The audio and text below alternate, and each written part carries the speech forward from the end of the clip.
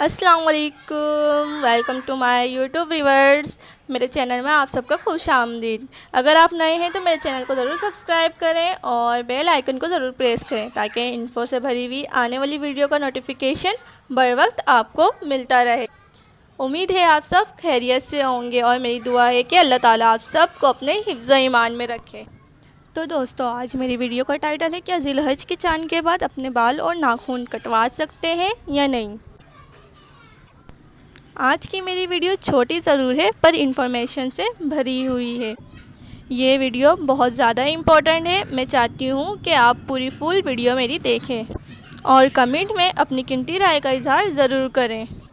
तो दोस्तों, चलते हैं आज की वीडियो के जानिब। दोस्तों, किसी ने सवाल पूछा कि कहा जाता है कुर्बानी करने वाले ज़िलहज की चांद रात से पहले और अपने नाखून और बालों को तरशवा लें, इसके बाद कुर्बानी तक नाखून और बाल ना तरशवाई जाए। इसके बारे में हदीस पाक में क्या हुक्म है?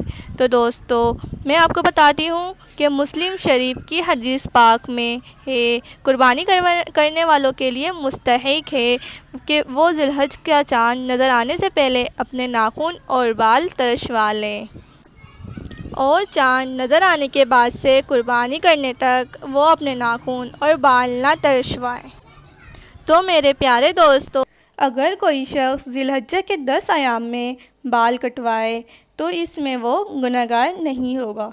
अगर ऐसा अमल करेगा कि वो नाखून भी ना कटवाए और बाल भी ना कटवाए तो वो अजर पाएगा, यानी कि ऐसा करने से गुनहगार नहीं होगा या गुनाह नहीं मिलेगा, लेकिन ना करने से अजर ज़रूर पाएगा।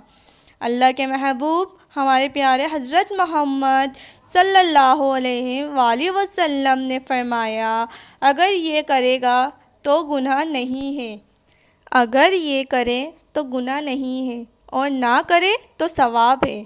इस अमल को वाजिब या फ़र्ज़ ना समझा जाए बल्कि मुस्तहब अमल है।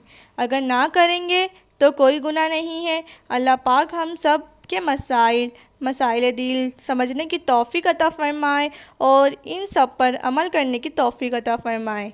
बेशक वो रहीम है, करीम है।